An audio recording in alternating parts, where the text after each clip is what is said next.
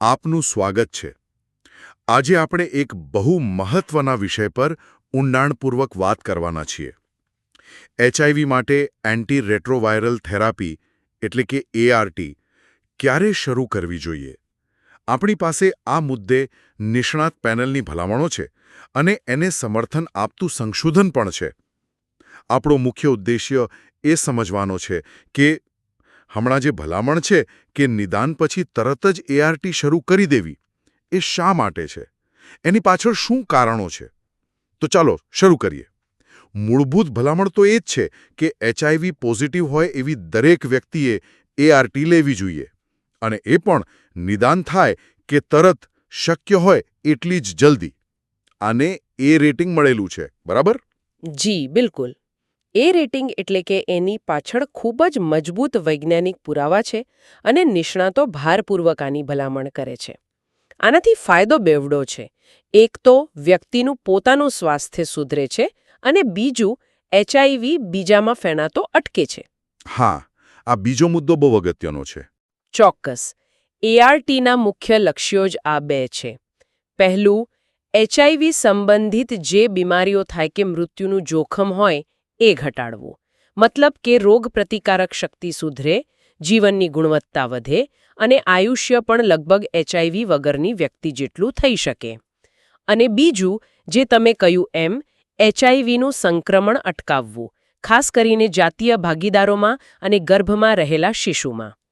અસરકારક એઆરટીથી viral load એટલો ઘટી જાય છે કે સંક્રમણનું જોખમ લગભગ ના બરાબર થઈ જાય છે.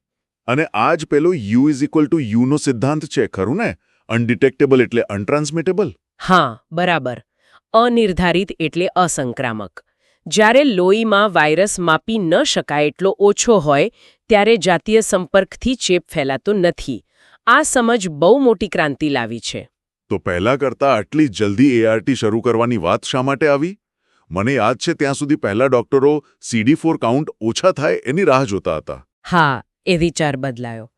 મુખ્યત્વે બે મોટા આંતરરાષ્ટ્રીય અભ્યાસ થયા, સ્ટાર્ટ અને ટેમ્પ્રાનો. આ બંને રેન્ડમાઇઝ્ડ કંટ્રોલ્ડ ટ્રાયલ્સ હતા.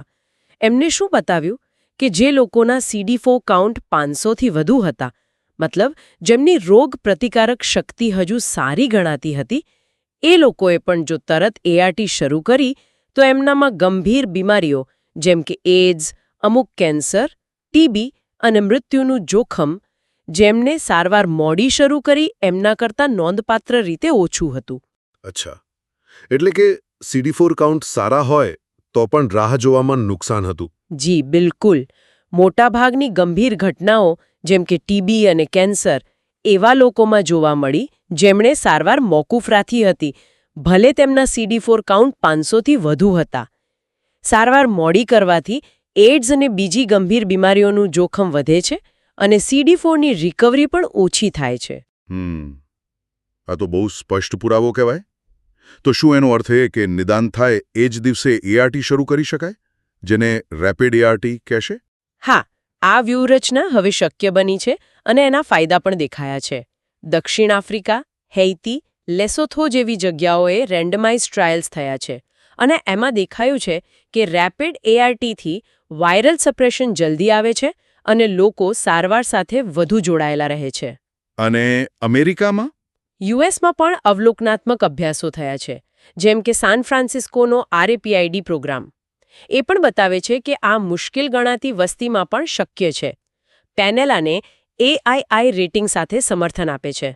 મતલબ કે પુરાવા છે, પણ કદાચ રેન્ડમાઇઝ ટ્રાયલ્સ જેટલા નહીં. અને હા, આના માટે સંસાધનો જોઈએ. બરાબર.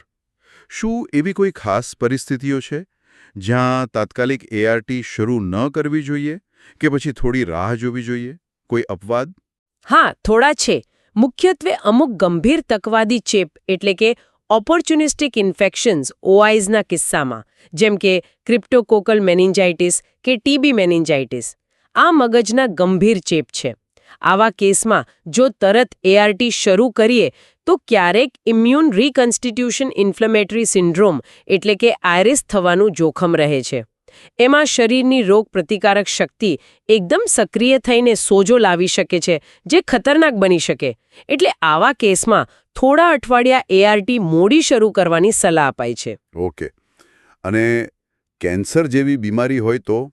જો કેન્સરની સારવાર ચાલતી હોય તો ART અને કેન્સરની સારવાર બંને સાથે ચાલવી જોઈએ. પણ હા, દવાઓ વચ્ચે કોઈ આડઅસર ડ્રગ ઇન્ટરેક્શન ન થાય એનું ધ્યાન રાખવું પડે. અને ગર્ભાવસ્થામાં? ગર્ભાવસ્થામાં તો ART અત્યંત જરૂરી છે, માતાના સ્વાસ્થ્ય માટે અને ખાસ કરીને ગર્ભમાં રહેલા બાળકને ચેપ લાગતો અટકાવવા માટે. શક્ય તેટલી જ જલ્દી શરૂ કરવી જોઈએ. એનાથી બાળકમાં સંક્રમણનું જોખમ 0.1 થી 0.5% જેટલું ઓછું થઈ જાય છે. અને પેલા એલિટ કંટ્રોલર્સનું શું, જે લોકો દવા વગર જ વાયરસને કાબૂમાં રાખે છે? સારો પ્રશ્ન છે. હવે એમના માટે પણ ARTની ભલામણ કરવામાં આવે છે.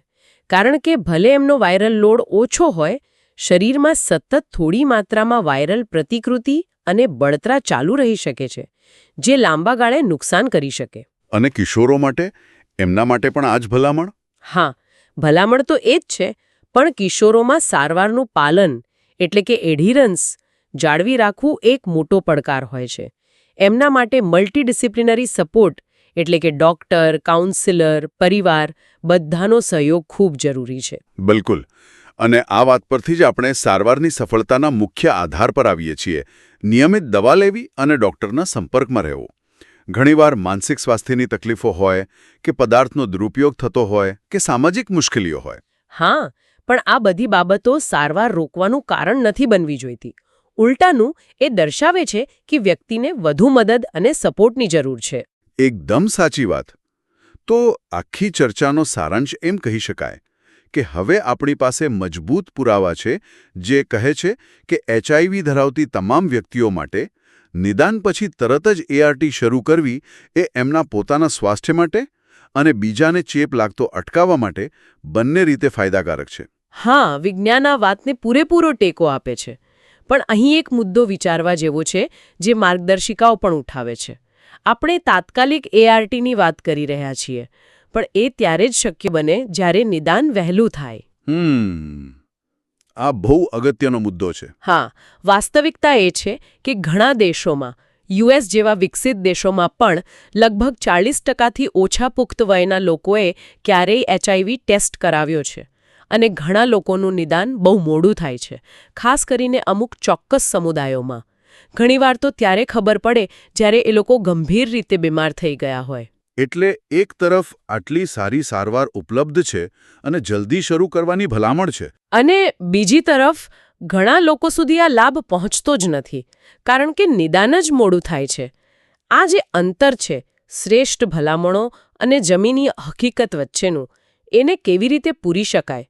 કેવી રીતે ખાતરી કરવી કે દરેકને સમયસર નિદાન અને સારવાર મળે?